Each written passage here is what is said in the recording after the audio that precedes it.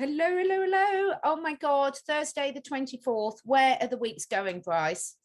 I can't believe it's almost March. And here in Georgia, yesterday was so freaking hot. We're already going back into the hot summers, the hot Wow. bowl of soup, the humidity.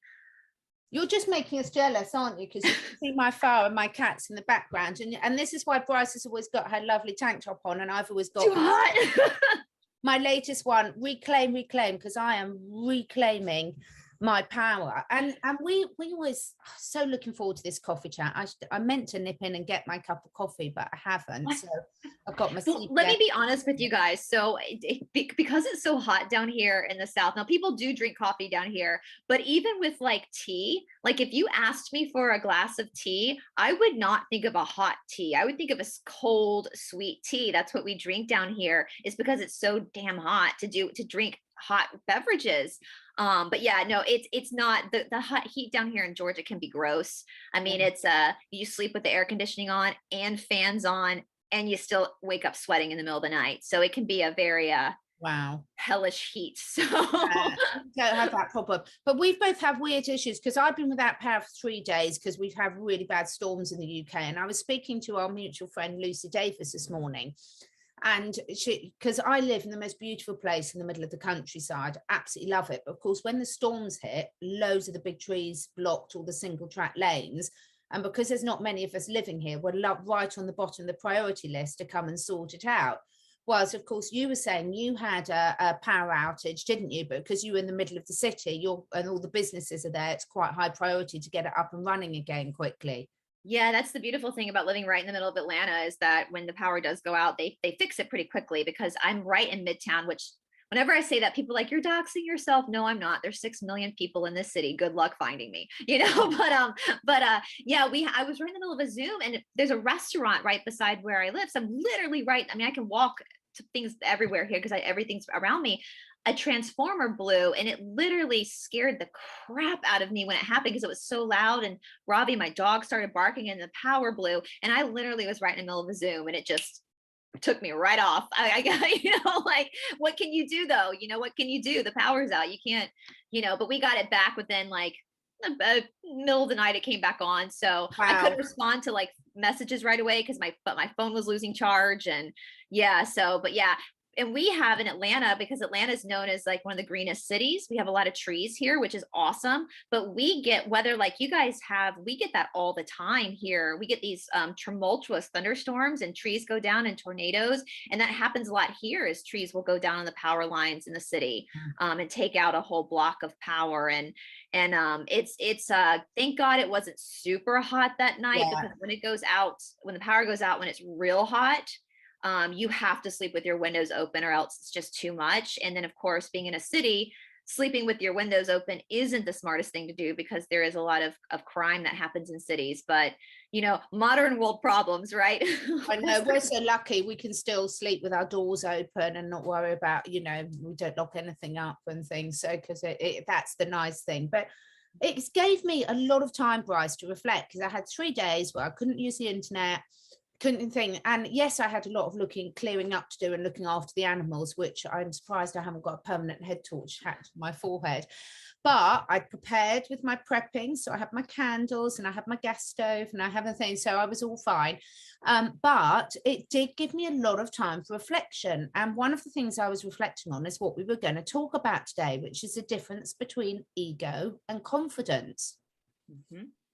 And this is big thing that's come up, I think, recently. And of course, this has kind of been the last 15 years of my life. This has been my own self-practice, because that is one of the most crucial parts of the yoga practice within your own self, is basically having ego deaths. And it started for me as people would say, oh, you know, Mr. T has an ego. And I'm like, beg your pardon? No, he doesn't have an ego. An ego is fragile. An ego can't take criticism. An ego is fear-based. He's confident, because if his ego was playing, he would not be able to take the heat that he's been under for years now. And he fights it with confidence. That's not the ego. That's confidence. And so I wanted to read. So in the Yoga Sutras, in the second pada, which is the portional practice or the sadhanapada, the sixth sutra said egoism is the identification, as it were, of the power of the seer, Purusha, with that of the instrument of being seen, the body mind. So I'll give you Sri Swami's Shatitananda's commentary on that. He says, in this sutra, Patanjali explains egoism. The ego is the reflection of the truth self on the mind. The two appear to be the same, but one is the original and the other is a reflected duplicate. The self will always be falsely represented by the ego until our ignorance is removed. Let me read that again. The self, with a capital S, the self will always be falsely represented by the ego until our ignorance is removed. I often refer to the two I's. One is the capital I and the little I with the period. What is the difference? Just a small dot, a little blemish of ego. The capital I is just one pure stroke, just as the highest truth is always simple and pure. What limits us and makes us little? Just that little dot. Without that dot, we are always great, always the capital I. All the practices of yoga are just to remove that dot. How simple is it? All the difficulties and turmoils can be removed from our lives in no time, just by taking away that spot. But preparation for that is what takes time. Many times we climb up only to slip back down again. Sometimes we get all the way up there only to find we have forgotten to take along an eraser to wipe off that dot. So we have to come down and do it again. And so what he's basically saying here is the ego is the false sense of identity. And the false sense of identity from the seer, from the soul, is trapped in the nature of things. And therefore, all fears can go back to our own mortality. And so that's what makes the ego fragile. And so somebody who has a big ego can't take criticism. Yeah. And if you can't take criticism, you can't grow as a person. Confidence is different. Confidence carries humility. And in order to take criticism and course correct and grow, you have to have that humility.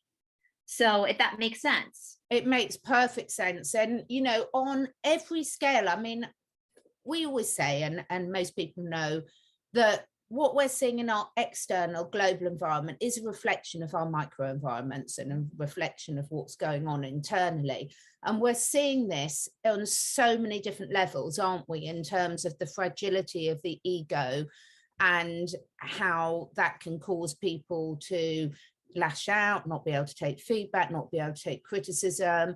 And it's interesting because we've seen it in the sort of popular culture of the movies and the music scene and the models and things for ages, and it's quite accepted in that. But what we don't see is how much often our own behaviors reflect that. Yeah. And you can start, and we were talking before we started filming that, yeah, we all have an ego. You're not going to be able to get rid of it's always going to be there. It's going to be like that green-eyed little monster that's always there. But part of being spiritually mature is recognizing it. Yeah. Is going, oh, okay, I see you. This is what's coming up for me. I need to like self-reflect. And it's kind of like what we were saying with Lucy, the whole idea of, you know, a lot of times the ego will listen to respond, whereas confidence, humility, and the pure self will listen to understand. You know, and so somebody who's able to listen to understand is not living in their ego, but living in their true humble nature and their true self, because the true self is pure constant love. The ego isn't. The ego will die with the body. The ego is not going to go on to the next existence, whether that's a new life or heaven or wherever we go next. That soul will go and the ego will stay behind. And so it's kind of a shame when you see people, even speaking for myself, like living in the ego, because it's not real. Yeah. But what's interesting is what is real. And that's where like the golden nuggets are. If people, if even myself are able to like sit back and say, okay, that's the ego. That's my false sense of self. That's my illusion. If that's just an illusion, then what's behind the curtain? What's real? What's really there? And when I think when people find that, they do again come to that vulnerable place of being humble, and they also have confidence because they're coming from a place of love. Yeah. Now, confidence is such an important thing, isn't it? And confidence to me really comes the more you know yourself and the more you're at peace with yourself, then the more you've got that natural confidence. And it's funny, I think, particularly us Brits, most people confuse ego and confidence the whole time. So knowing what your strengths and weaknesses are, that's just really good knowledge and inner knowing of yourself, and having confidence in what you can do and what you can't do. But I've really reflected so much over the last couple of weeks, and it's just been so interesting to see, despite the journey so many people that watch channels like such as ours have been on, how many of the same pitfalls people, and again, when we're talking about this, Brice and I are including ourselves in this, we're not saying we're not falling into these pitfalls, but how many of the same pitfalls we fall into. So we've seen, for example, the slagging off of truthers, and that your truth is better than my truth, and this is right and that isn't, and oh, you promised this would happen on a certain day and now it hasn't, and so now I'm going to spread all these rumors about you, sort of thing. And it's really fascinating to see how misunderstood the ego is, even in the spiritual community. Oh, absolutely. I was just saying, I mean, I've been doing this, I've been working and breathing and living in the spiritual world for like 15 years straight now. And it's interesting because you will definitely see that you can pinpoint the people who have actually done the work. Yeah, that's what we were saying, isn't it? Yeah. Yeah. Versus the ones, we call it spiritual materialism, where they talk the talk, they are constantly talking about it, and they're constantly pretending like they're wise. But then when they're given an opportunity to show that they've done the work, the ego pipes up and they lash out with the ego. And it's interesting. It's kind of like, even with everything going on in the world right now, part of the yoga practice, and this goes back to ego too, is seeing the truth through the illusion. So if the ego is the illusion, then your true self is the truth. But that also the micro, the macro, as you were saying, people in the yoga world who have fallen for the deceit of the world, I now know there's nothing I can learn from them anymore. And I will say too, so something that I'm really good at, I'm a really, really, really good philosophy teacher. I will put that out there. My courses always sell out. We don't even have, I put like one post up, and we have a waiting list. I've worked my ass off though. I've educated myself, and I'm really good at teaching philosophy. I'm really good at doing these courses. However, even though I have confidence in my teaching ability, I'm still constantly re-educating myself. I'm still constantly listening to other teachers' commentaries. I'm rereading the Yoga Sutras every year. I'm not resting on my laurels. I'm ready.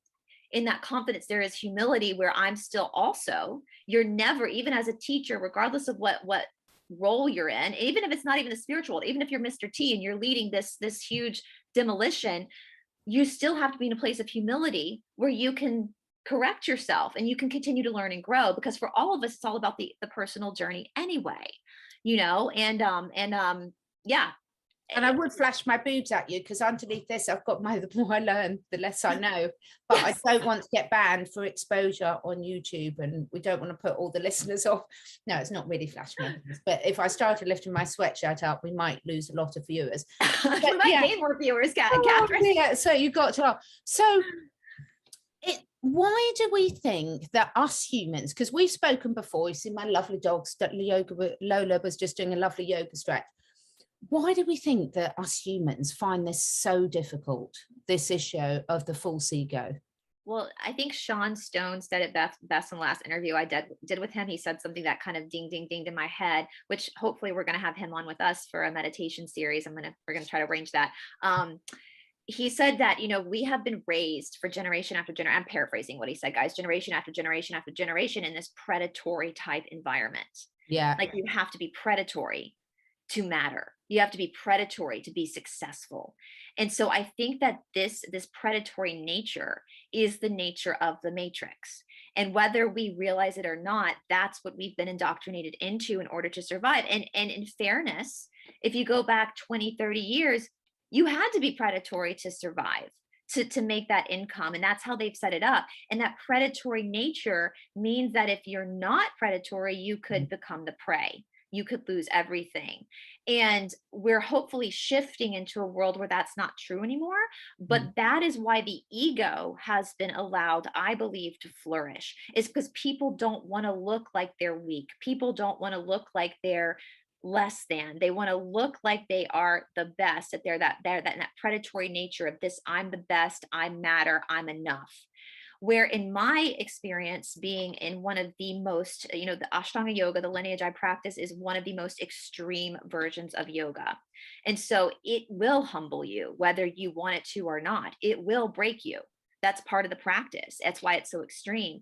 And what I have learned with myself, and then also watching other people, my peers, my fellow students in India, fellow classmates, is the people who are the most vulnerable and who are willing to fall on their ass and who are willing to look like an idiot trying to learn something, they're, in my opinion, seem to me the most powerful. Yeah. They're the ones that are the most wise.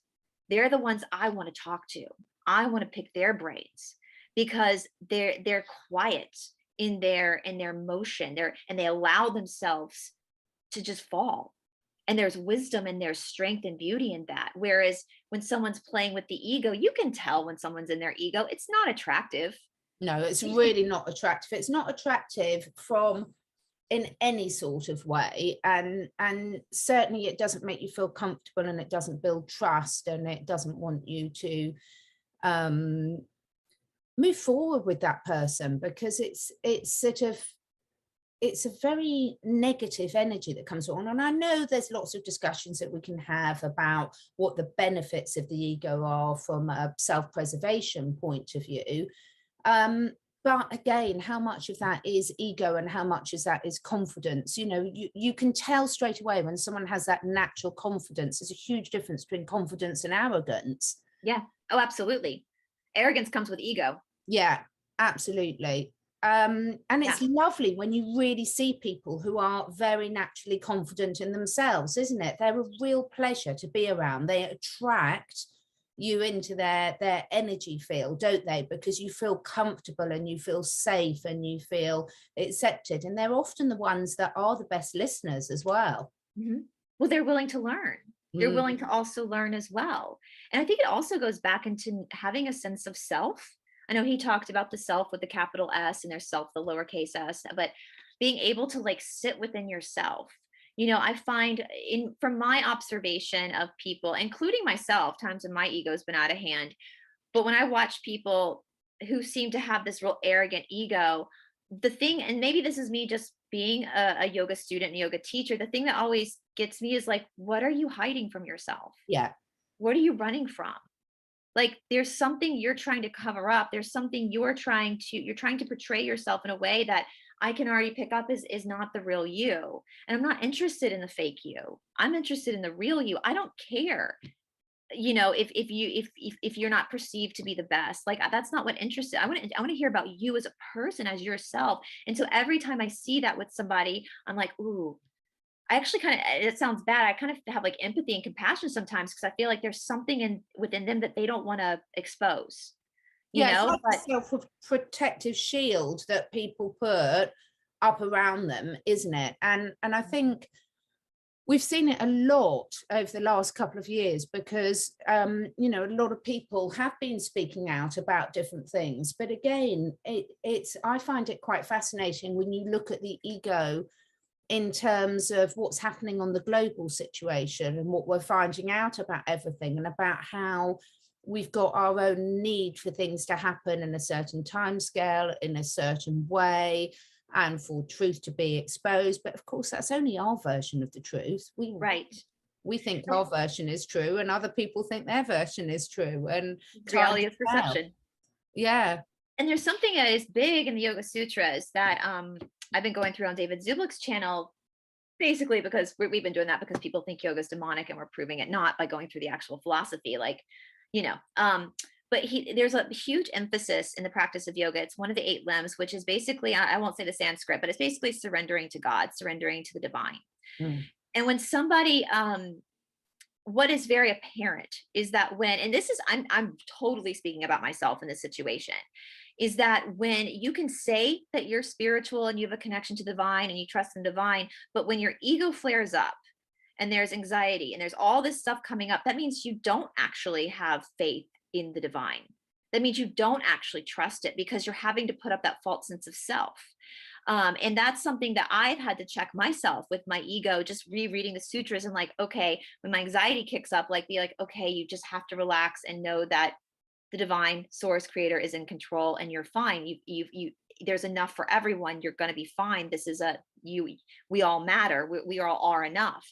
And so that is, again, the false sense of the ego that comes up too, when there is a lack of that real, and you know, people can say they have faith in the divine, but do they really? Yeah. You know, because if you believe what you believe, if you truly believe what you believe, then you don't have to prove it to anyone.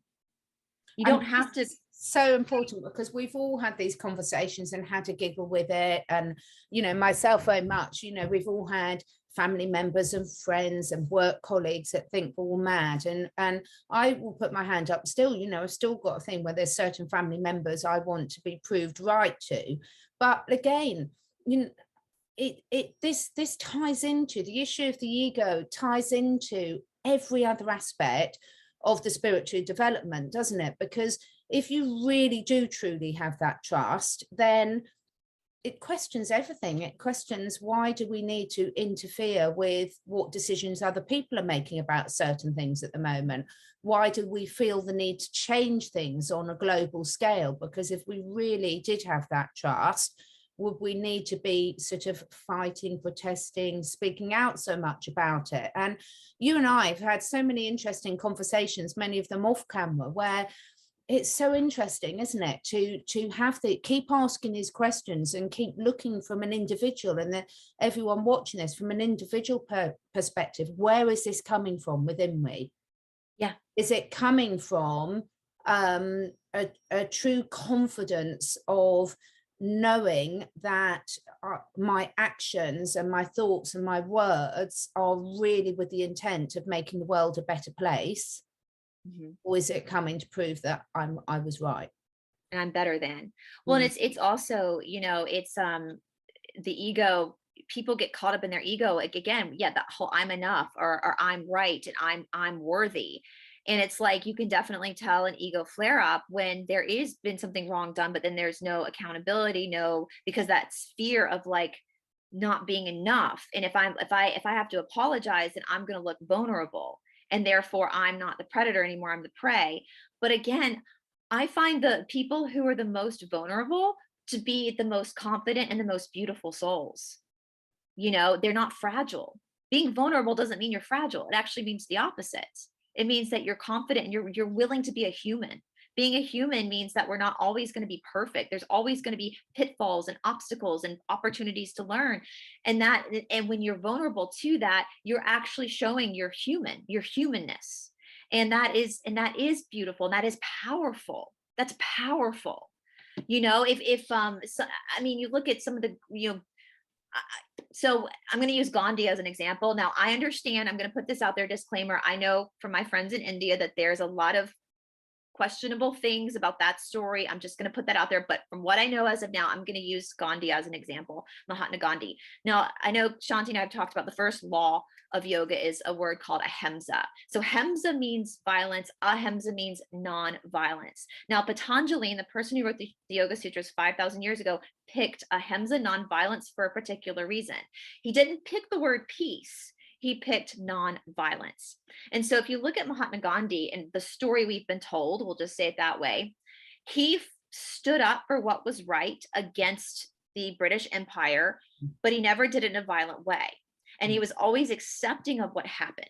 And so that is where the whole, you know, with the yoga, it's like, yes, you stand up for what you believe is right, but you don't do it in a violent way.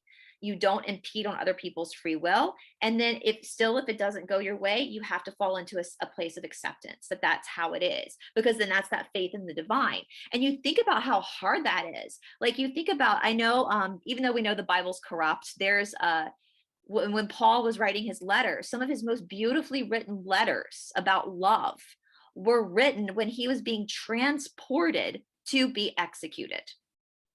And how powerful is that he was sitting there writing these beautiful letters about the power of love in a moment, an existential crisis, when he knew that his whole body was not going to be around anymore.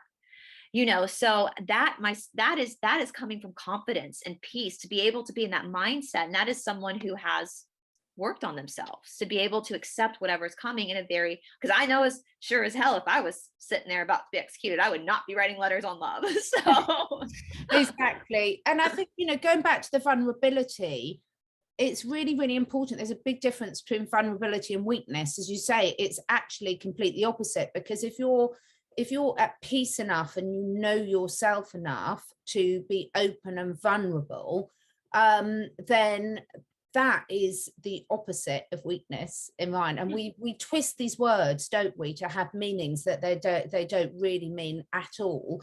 And I think so many people at the moment, we're still very caught up, and me as well, just this is why we're having these coffee chats, and this is why we call them coffee chats, because we're talking out loud, we're talking on camera about the type of things that we talk about off camera, about looking at our motives for all of this, looking at the motives about where our attention is going in general, and that balance between the study, whether it's the Yoga Sutras or some form of spirituality or herbal medicine or what's happening in Ukraine or whatever it might be, that balance between the awareness of the external and the awareness of the internal, and how those two merge. And at the end of the day, it's all about you. It really just comes down to you. This is your experience on this earth. This is your opportunity to evolve in your soul. And so it all comes down to that pratyahara, that self-study. And I like that, because there is no finish line. You know, as we said, like I said, it doesn't, even when you start to work on your ego, it doesn't mean the ego is going to go away. It just means that you now have the tools to recognize it for what it is. And it doesn't mean you're not going to screw up and flail in your ego. It doesn't mean that all of a sudden it's going to be cured. No, it just means that you have that ability to kind of step back and assess yourself in a very different perspective. And that's just the journey for everybody. It's nobody gets out of this world alive. We all have to go through our own evolution of the soul. And it's funny, Ram Dass, who does my favorite quote, we're all just walking each other home. He has a lot of great quotes. But one of them was, if you think you're so spiritually evolved, go try spending a week with your family. Exactly. I know. I mean, I think you've got to be able to, when you recognize these things, when you recognize when it's your ego kicking in, that's the important thing, isn't it? Because when you recognize, you can then consciously choose to do something about it. And you can consciously make a decision as, is this serving me? Is this serving the people around me or the planet around me? Or is it not? Is it just keeping me on the old behavioral patterns and stopping me really knowing myself and really accepting the true intent behind what action you're taking? Because I was speaking to Lucy this morning about, you know, gratitude and meditation and manifestation. And again, when you're clear behind your intent for whatever it is, then you'll be aware when your ego is out of hand. Then you'll be aware of the thoughts which are yours, which are not yours, which are serving you, which are getting you to enjoy the journey. Because at the end of the day, this is a journey, as you say, there is no finish line. And what's the point being here if you're not going to enjoy it? You know, enjoy the good, the bad, and the ugly, and learn from it, and then help yourself make better decisions. Yeah. And the good thing about the ego too, though, is that it will give you opportunities to course correct. So if you do something, if you react out of ego and later on you feel guilty about that, there's some, you know, guilt there. That's your true self telling you, okay, let's go course correct. Let's go fix this, because it's like, I think we've talked about it. Like, you know, if you are going to apologize or course correct and you say, I'm sorry, but that's still coming from a place of ego. But if the soul recognizes that and you start to feel that little like, oh crap, like I did not, you can go back and course correct. And that's showing your vulnerability, which in my opinion, that is so much more powerful. When somebody can actually sit back and be vulnerable and course correct and recognize, wow, that is a powerful person that can do that.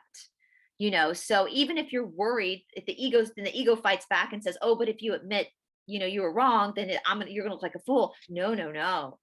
No. That is one of the most powerful things you can do, is actually sit back and acknowledge the ego for what it is and take that power away from that ego, and appear vulnerable to people, because that's actually sexy. Like when somebody Yeah, is very much so. And it stops that self-perpetuating negative energy, because when you genuinely from the heart say sorry, or I reacted for this and everything, then it's game over. Everyone can just release it, shake it off, as our dogs do, and move on. But until you get to that stage, you get these self-perpetuating cycles, don't you, of carrying on. And what better example to be to those around you than actually being the one that can actually recognize when you've been in that, and then apologize, explain where sort of, yeah, I'm sorry, realized I did this, and then everyone can move on. And you'll because there's so much energy and time and attention wasted on things that are not actually making any of us feel better, most importantly ourselves. And I would suggest with that, starting with yourself, apologizing to yourself for the time that your ego hurt you. Because at the end of the day, even hurting other people, the person the ego is hurting the most is yourself. And start with that. Be vulnerable with yourself.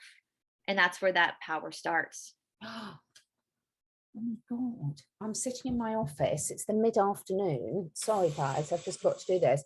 And there's the most beautiful little fox just walking. We've got a family of foxes, but it shouldn't really be out at this time. It's a young male, so we will look up the spiritual significance. I was about to say that. Now I live in the countryside. I'm just going to see if I can show you all without scaring him off. I don't know if you can use. Oh yeah, I can see him back by the. Oh yeah. Yeah, can you see?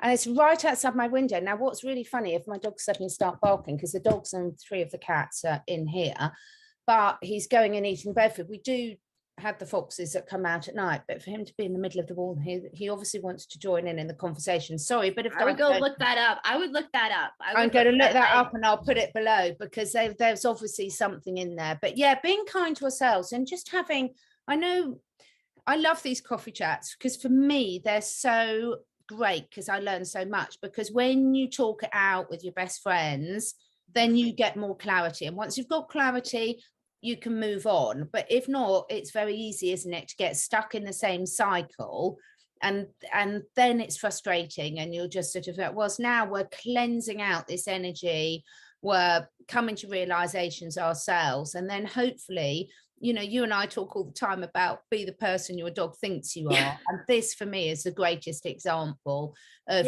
when you learn to recognize your ego, recognize when it's kicking in, and as you say, apologize to yourself and apologize to others, then move on and have fun.